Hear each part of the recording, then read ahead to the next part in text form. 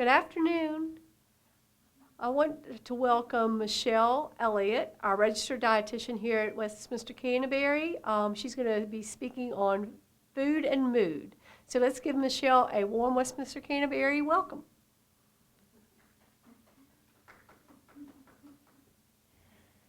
Thank you. So, in order for everyone to hear me with as little difficulty as possible, is everyone okay if I take my mask off? Okay. So I will present with my mask off so that less barrier for you to understand me. So today we're going to talk about food and mood. Have you ever heard the saying that you are what you eat? I've heard that many times. And so in this particular lecture, we are going to explore you kind of are what you eat. That affects what you eat affects your mood and affects a lot of different things. It can affect your heart and everything. But food can affect our mood. Food and body chemicals do interact to keep us going. And we can realize what foods can have a positive effect and a negative effect on our mood. So these are my goals for today. We are going to talk about the connection between food, neurotransmitters, and mood. We're going to discuss how food affects stress, anxiety, and depression. We're going to talk about how stress affects your eating habits and the role of nutrients in stress management. So hopefully by the end here, you will be able to understand and know the answers to these. So brain chemicals are found, brain chemicals, they can influence our mood. So we're going to talk briefly about each of these brain chemicals. We're going to talk about tryptophan, serotonin, melatonin, dopamine, norepinephrine, and acetylcholine. So not necessarily do you have to remember each of these, but we are going to talk about what each of these neurotransmitters do in the brain and what particular foods contain these particular neurotransmitters that you could increase them if you want to in your diet. So the first one is tryptophan. What is tryptophan? I think growing up, the only thing really I heard about tryptophan was it was in turkey and you had it at Thanksgiving and it made you tired. Tryptophan is in turkey, don't get me wrong, but it is an essential amino acid that produces serotonin and melatonin. And if you are low in tryptophan, it does lead to an inadequate serotonin production, which can cause depression, anxiety, and insomnia. So the best food sources of tryptophan is poultry, hence your turkey that you have at Thanksgiving, warm milk, fish, and lamb. And then other sources are beans, lentils, nuts, cottage cheese, brown rice, yogurt, barley, and peas. So back to that turkey at Thanksgiving making you tired. While tryptophan is in turkey, I think at Thanksgiving, why we probably are so tired after our Thanksgiving meal is if you're like most of us, we eat too much at Thanksgiving, and so we overload with the amount of food, and that just makes us tired and makes us almost go into a food coma sometimes. So I think it's a combination of probably eating too many carbohydrates and a little bit of the turkey that we had.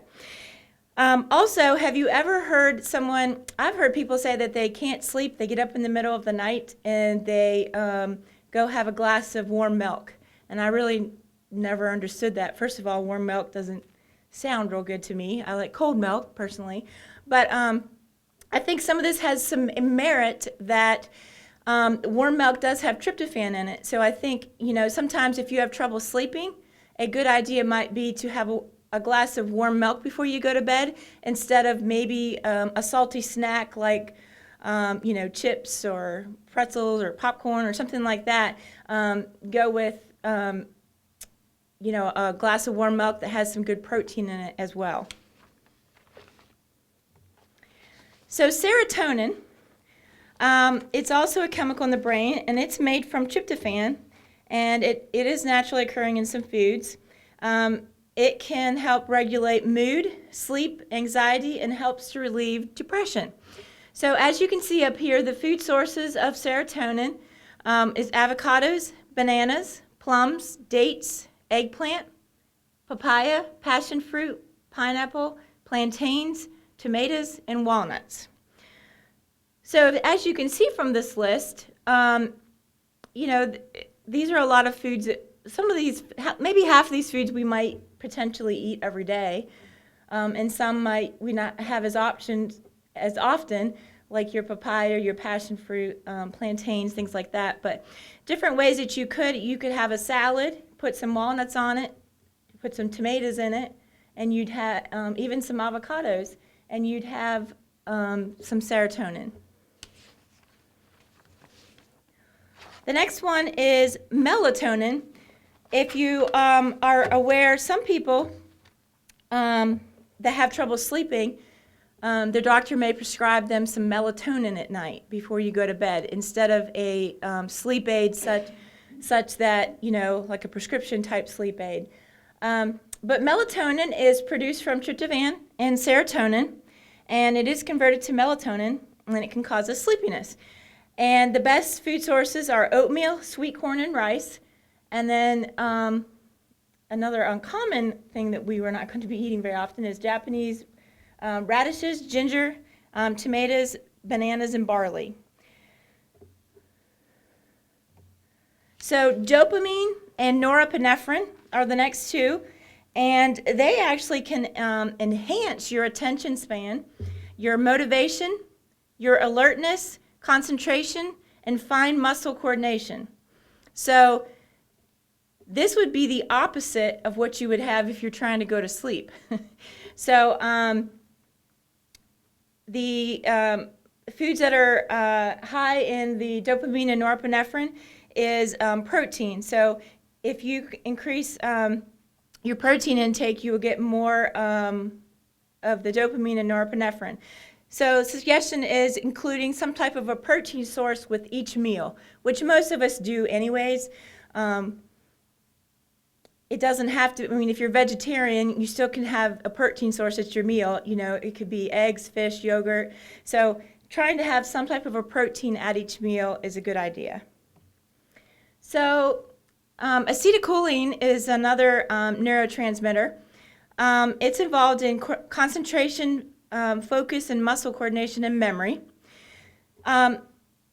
Unfortunately or fortunately, however you want to look at it, eggs is the biggest source of acetylcholine. However, it almost depends on the week or whatever, but sometimes it seems like eggs are good for you and sometimes eggs aren't good for you, depending on what you hear this week or next week. But just a little side note about eggs. I think in general, if we have eggs in moderation, I think they can be a good item for you to have. It does, it's a good protein source. I think even for your heart, the yolk part is the part that has the cholesterol. So overall, you want to be careful of how many eggs you have per week. But I think having up to 2 or 3 per week is fine for even your heart. But it also can, as they're saying here, the fatty substance called choline, is needed to make acetylcholine. So that is the part that can be beneficial for you. So overall, like we discussed, food can affect depression. So there was a study that was done about the eating patterns of community dwelling adults. And basically, it was encouraged to have an increase in fruit, vegetables, fish, and whole grains. A healthy diet pattern led to reduced potential of depression. So most of you have probably heard of the Mediterranean diet. So it's not, I think some of it is just more of a Mediterranean way of eating type thing. But the Mediterranean diet or way of eating is high in vegetables, fruits, whole grains, beans, nuts, seeds, and olive oil. So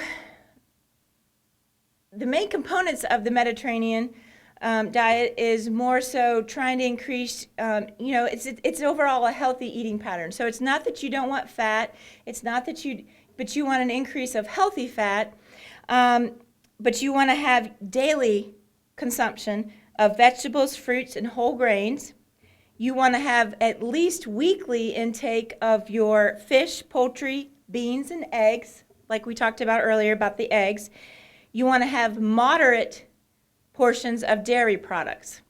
So, for instance, your milk, cheese, things like that, kind of being careful how often that you would eat a high-fat dairy product.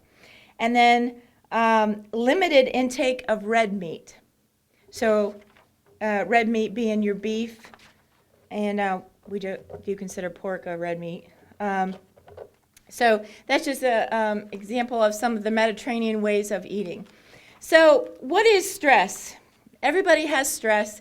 I feel like a lot of us within the past year or so, some of us, our stress has increased tremendously, whether that be from having to be cooped up into your apartment and not allowed to go many places, to having to be socially distanced from your friends, not being able to see your family as much. So I think we all have an increased amount of stress, I'd say, within the past year. But there is several different types of stress. There's routine stress, which is related to the pressures if you went to school, you had work, family, and other responsibilities.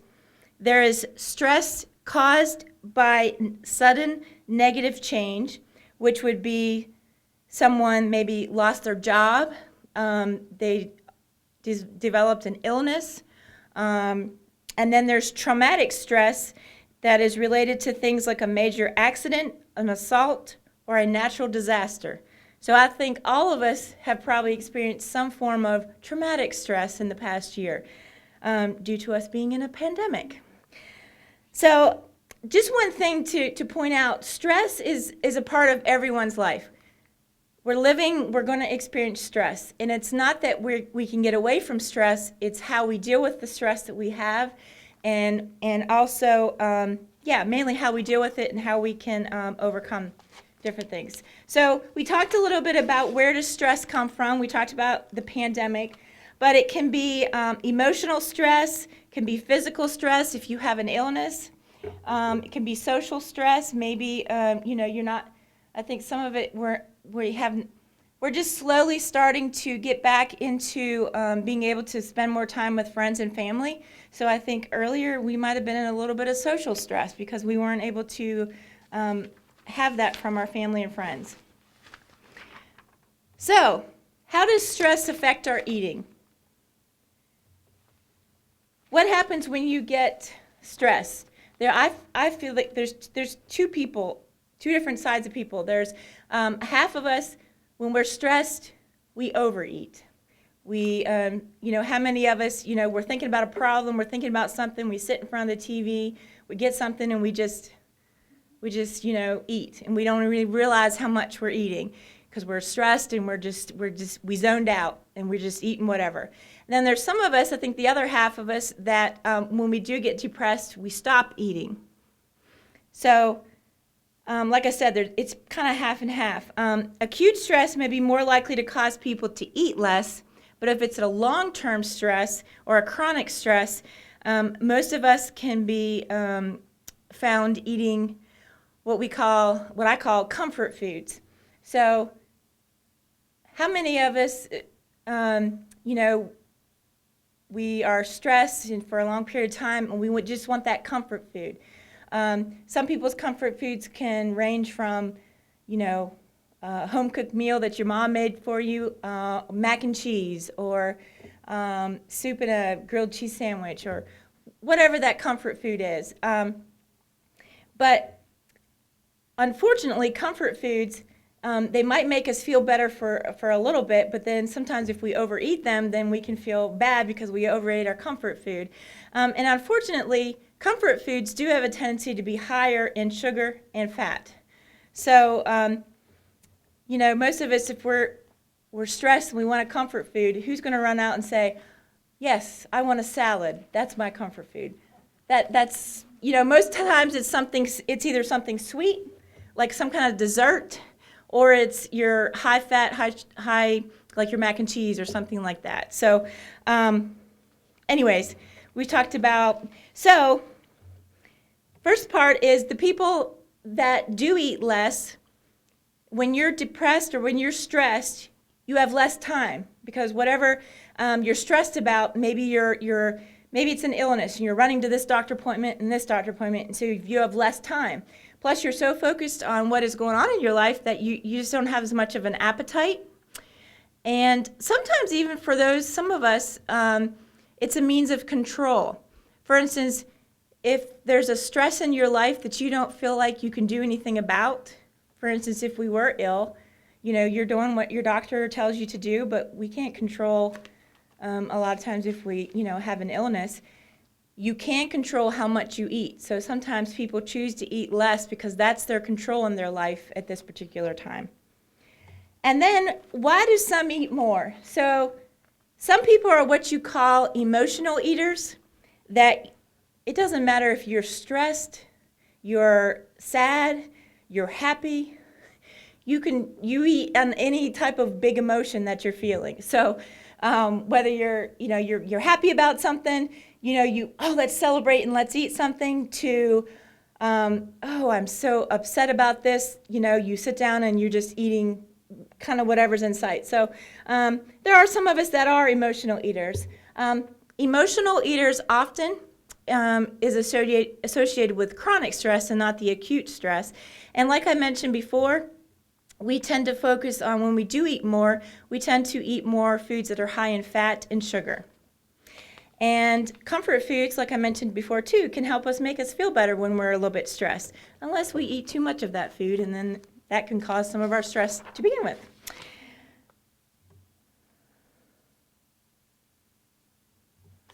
All right, so unfortunately, there are some long-term effects of chronic stress, but those can include obesity, cardiovascular disease, diabetes, hypertension or high blood pressure, hyperlipidemia, which is your high cholesterol, and a heart attack and a stroke.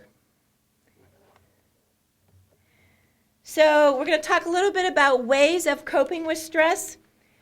So how we cope with stress, there can be some good ways to cope with stress, and there can be some bad ways to cope with stress.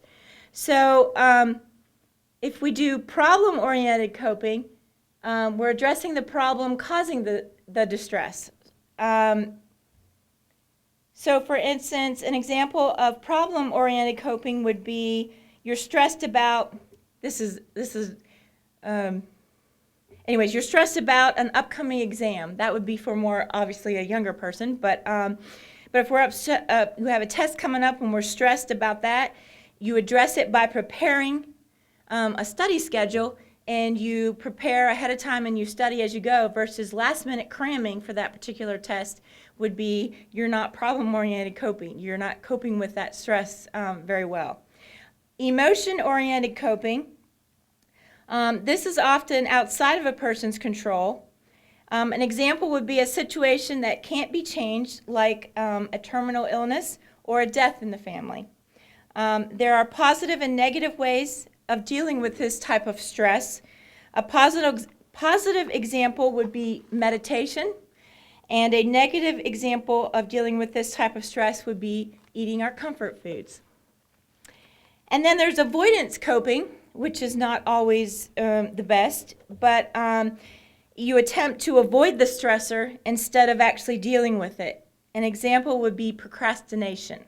So, for example, something has happened and then you don't want to deal with it, so you just procrastinate dealing with it. That procrastination is an avoidance coping. So there are many ways to deal with stress, and it's important to recognize what stresses you and what you can actually do about it and how stress does affect you. Not all ways of dealing with stress are healthy, but we are all going to have stress in our lives. So, some suggestions of coping with stress is by eating mindfully.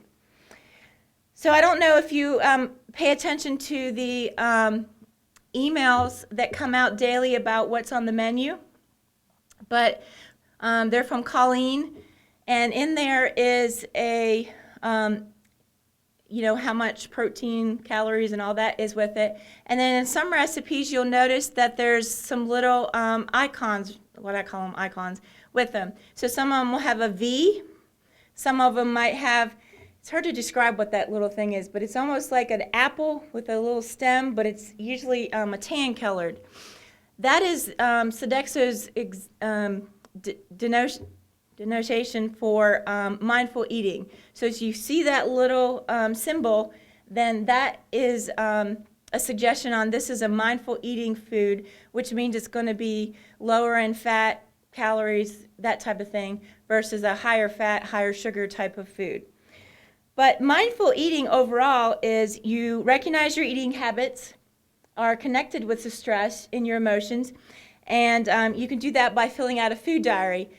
How much of us, I keep going back to the TV thing, but that's I think it's a common thing. How much of us sit down to watch a program on TV, we get a snack, and we zone out and we watch that TV program, and you look down and you realize that you ate a lot more of whatever that food was than you thought you were going to, because you've just zoned out and you have just eaten too much. Whereas if you're mindful eating, you might take whatever you're going to eat. Say it's a bag of pretzels.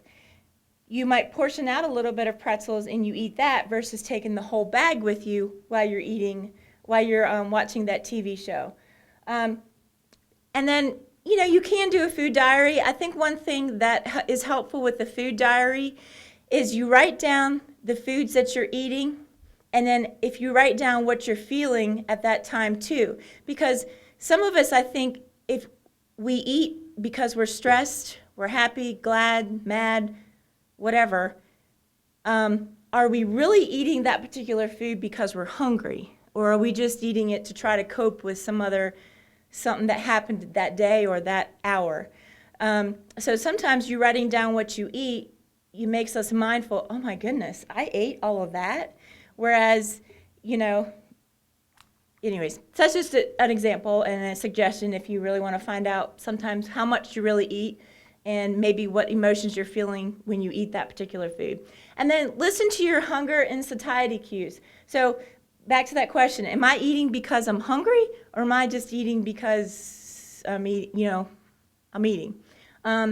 So portions are important too, and I talked about this too. If you portion out the amount of food that you're going to eat versus just taking the whole bag with you, you're going to be more conscientious of how much you're eating rather than just having the whole bag. Also, slow down. Most of us, we have a tendency to eat too fast. There are I've heard people suggest that if you're people that are trying to lose weight, they eat a bite, put your fork down, swallow it, chew it, and then pick up your fork. And you just eating a lot slower and being more mindful of what you're eating versus just shoveling it in. So, and then eat in designated areas. Like I said, I keep coming back to the whole front of the television. Not that it's bad to watch TV while you eat, don't get me wrong, but sometimes it helps to have a designated area. That's why we have dining rooms, and that's why we, have a kitchen. Eating in a designated area versus just eating on the run or eating where we're not eating in front of a television where we've just zoned out. So other steps to cope with stress, meditation can help us reduce our stress. How many of us, we're stressed, and then if we go and exercise a little bit, we feel a little bit better? Maybe not when we first start out exercising, if those of us that don't care for exercising, but we usually feel a lot better after we've exercised. And then low-intensity exercises do reduce the cortisol levels, and cortisol is a hormone that increases appetite. So some exercises like yoga and Tai Chi have elements of exercise and meditation.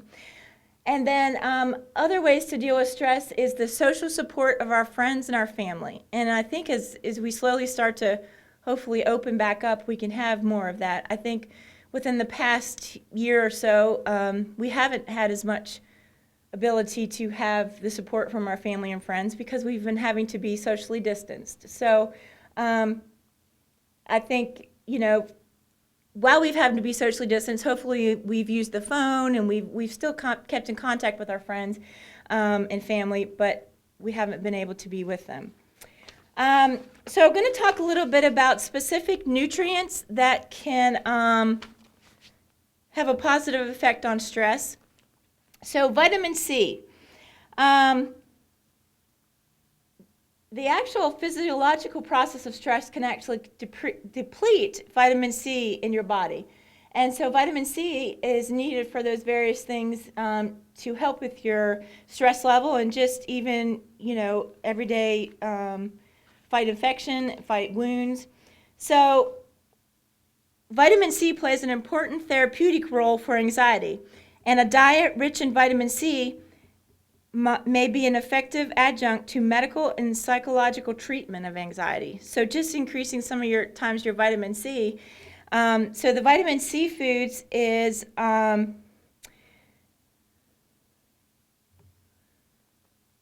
strawberries, pineapples, mangoes, Brussels sprouts, kiwis, papayas, bell peppers, broccoli, oranges, and blueberries. And you've also heard in relation to your heart about increasing your antioxidants. Well, vitamin C is an antioxidant, so vitamin C might double as being a benefit to your heart and to your mood and to your stress level. So we're just going to briefly touch on each of these. These are other considerations with regards to food and mood. So we're going to briefly touch on omega-3 fatty acids, folic acid, vitamin D, alcohol, caffeine, and exercise. So the first one is omega-3 fatty acids. So having an adequate amount of omega-3 fatty acids is key in the prevention and management of depression. So omega-3 fatty acids, just as a little play, make sure that if you're on different medications that you don't overdo with the amount of omega-3 fatty acids. And I don't think it's so much in your diet as much as some people choose to take omega-3 fatty acid supplements. So I'm not here promoting supplements. I'm promoting getting these items in food.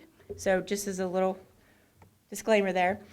But so this omega-3 fatty acids. So you've all seen a label, a food label, and if you can sort of see this one, it has on the top your serving size and your calories, and then it goes down in total fat, cholesterol, carbohydrates, protein. So if this particular fake example food is 2 tablespoons, so let's say we're talking about nuts. Say this is 2 tablespoons of nuts. If you look, this particular 2 tablespoons of nuts has 177 calories, and it has 17 grams of total fat. So if you look at 17 grams, that's a lot. However, I want to point out, say this was nuts. In this particular example, there is saturated fat is 2 grams, and 2 grams right here, and total fat is the 17 grams. So under total fat will tell you if it's saturated fat, trans fat, unsaturated fat. So while this particular food is high in fat, it is high in the good fat because there is only 2 grams of saturated fat or the bad fat. So you do want some fat in your diet. It's not that you don't want any fat, but you want to make sure that it's the good fat and not the bad fat. So while this is high in fat, this is actually not a negative choice to have because it's high in the good fat. So sources of omega-3 fatty acids. The most common one is salmon. Seems like everybody knows that salmon is your good fatty fish. We do serve that often here. But your other sources of omega-3 fatty acids are herring, sardines, halibut, bluefish, tuna, and mackerel. Wild game sources that we are not going to get here would be venison and buffalo. And then there are the plant sources too. So omega-3 fatty acids is not just in your marine sources like your salmon, but it also has plant sources too. So your canola and your olive oils, flaxseed, walnuts, and spinach. So if you can think about it, and a good example of an omega-3 fatty acids combination might be, maybe you had spinach salad, you put a little bit of olive oil on it and vinegar, and you put some walnuts on it. Right there, you have a very high omega-3 fatty acids particular food item. There's also different food sources that are enriched with omega-3s. You can get eggs of that nature, and you can also get the Smart Balance light mayonnaise that has omega-3 fatty acids enriched or basically added to it.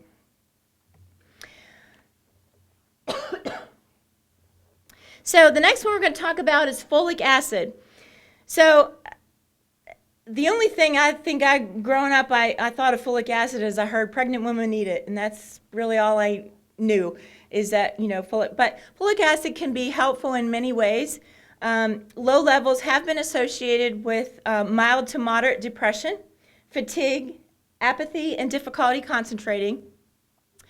And some individuals who their physician has prescribed them an antidepressant, you may, if you don't respond well to that antidepressant, some people have had normal or low to normal folate levels. So just as a suggestion is sometimes, when you go to your regular physician, you could ask them about checking your folate level if you're experiencing some stress or different anxiety or depression in your life. We are going to just briefly touch on vitamin D. I understand that soon you all will be having Dr. Wilson touch on vitamin D, so that is great. But high doses of vitamin D during the winter months may help to prevent seasonal affective disorder. Most of us, for even the past year or so, we've been cooped up in our apartments. We just, some of us I think have gone out and gone for walks and such, but just even in general in the winter when it's cold out, we just don't tend to be out as much in the sun. Plus I think as we get older, we don't want to be out in the sun as much because, we're smarter as we get older, and we realize that, being too long out in the sun can make us have skin cancer. So, a lot of us in the younger days, we want to be tan and getting burnt with sun and all that. But as we get older, I think we realize, this might be not the smartest thing to do. So anyways, but trying to make sure your vitamin D levels are normal can be helpful. Also, too, vitamin D levels are related to melatonin, and making sure that we try to prevent a vitamin D deficiency. It's not that we want to, increase our vitamin D above what we're normal. It's just if you have a deficiency, that can cause some effects on your mood. Also,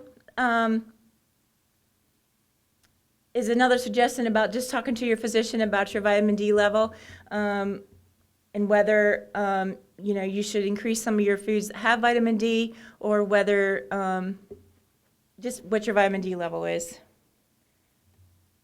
Alcohol and mood. So most of the time, alcohol can work as a sedative during early sleep and a stimulant during later sleep. So some people I've heard they have a little glass of wine before they go to bed, and it helps them sleep. Some I've heard, oh, nope, can't drink too much of that before I go to bed because it might disrupt my sleep cycle. Well, if you don't sleep well, that's going to affect your mood. So in a slight way, alcohol can have an effect on your mood. If you're not getting enough sleep, it's going to make you cranky. Caffeine and mood. So caffeine does act as a stimulant, and it usually reaches its peak 1 hour after consumption. So that's why a lot of people I've run into that drink coffee. Oh, I have a cup in the morning to get my day going, but I don't drink it right before the bedtime because it's going to make me, it's going to keep me up. I'm not going to be able to sleep. So caffeine can inhibit your sleep. It can increase your night waking and total sleep time. And some sensitive individuals can feel anxious and nervous when you have excess caffeine. So that can just make you jittery. And then that obviously is not going to help you sleep or just help your mood and your stress and anxiety level. And then exercise, just going to touch on this briefly, but physical activity reduces symptoms of anxiety and depression. It does foster improvements in mood and feelings of well-being. How many of us, might not be too excited to go exercise, but once we do exercise, you walk away feeling, whether it's you feel better or you feel better about yourself because you have exercised and you've helped, your body. So there is benefits, obviously, to exercise in one's mood. So we're just going to review some tips and things that we've talked about today.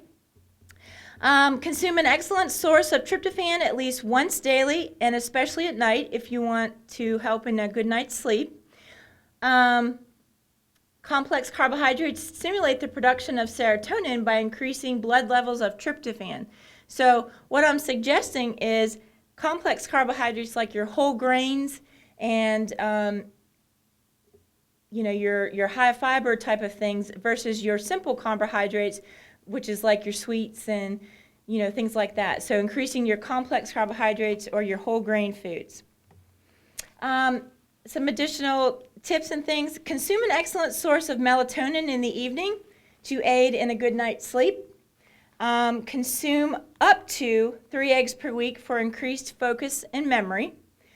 Consume at least one rich source of omega-3 fatty acids daily. And like we talked about earlier, it's not just salmon, but there's other foods that have omega-3 fatty acids, whether it be you putting a little bit of walnuts on your cereal in the morning, or whether you add a little bit of olive oil or canola oil to something, or you cook with that. Ask your doctor to check your vitamin D and folic acid blood levels. And then if you are going to drink alcohol, do it in moderation and wait 2 to 4 hours before going to sleep. We also talked about caffeine. You want to consume caffeine in moderation. Do increase your exercise and participate in regular exercise. We also talked a little bit, I don't think we talked about too much about vitamin B6, but low levels have been associated with depression. And another thing is your iron levels.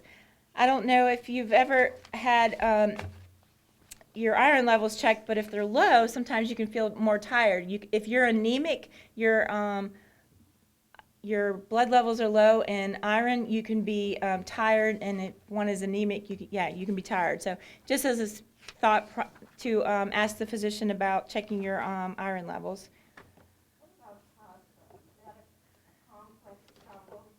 Not unless it was whole grain, like, yes, whole wheat pasta, that type of thing. Yeah, pasta's a hard one because, we do try to serve pasta. Well, we serve pasta here. We don't serve quite as much whole grain pasta because, unfortunately, most of us don't like whole grain pasta. And so we try to serve that, and we may get complaints because I want the regular white pasta, which, yes, that's not going to be as good for you as the whole grain. But I wanted to back up about vitamin B6. We didn't talk about that. But there's like 9 different B vitamins, and vitamin B6 is pyridoxine. And so it is the foods that are high in vitamin B6 are beef liver, tuna, salmon, fortified cereals, chickpeas, poultry, dark leafy greens, bananas, papayas, oranges, and cantaloupe. So I think the bottom line is to take away from this lecture is foods can have effect on what you eat, and foods can have an effect on your mood, and what you eat can affect how whether you can be stressed or anxiety, but it also can have just overall food can have an effect on your heart, So some people, so back to that first thing I said, you are what you eat. I think food, if you do eat a high amount of, say, carbohydrates, like your, sugars and things like that, most of the time if we eat a lot of amount of sugars and stuff, we're going to feel tired and just not wanting to do as much. So it does play an impact on what you eat is going to affect basically your life, I guess. But this is just an example of a mood booster meal plan. So we talked about an egg, so maybe you have a hard-boiled egg. This is your whole wheat toast, is your whole grains. Pineapple was another one with milk. A turkey sandwich on whole wheat bread with a banana and some more milk. Some low-fat milk. And then dinner, you have your omega-3 fatty acid salmon with some brown rice, which is your whole grain. And then maybe you have a tomato and spinach salad with walnuts. And then in the nighttime, instead of maybe a high sugar or a high fat food snack, you might have some oatmeal with some warm milk. Might make you help you sleep. So, just a little quote to leave you with. I thought this was a good quote. I don't know much about William London other than he was French. But anyways, to ensure good health, eat lightly, breathe deeply, live moderately, cultivate cheerfulness, and maintain an interest in life. And that is all I have. This is National Nutrition Month, March. So that is Personalize Your Plate, which is the theme for this year. So I will leave you with that.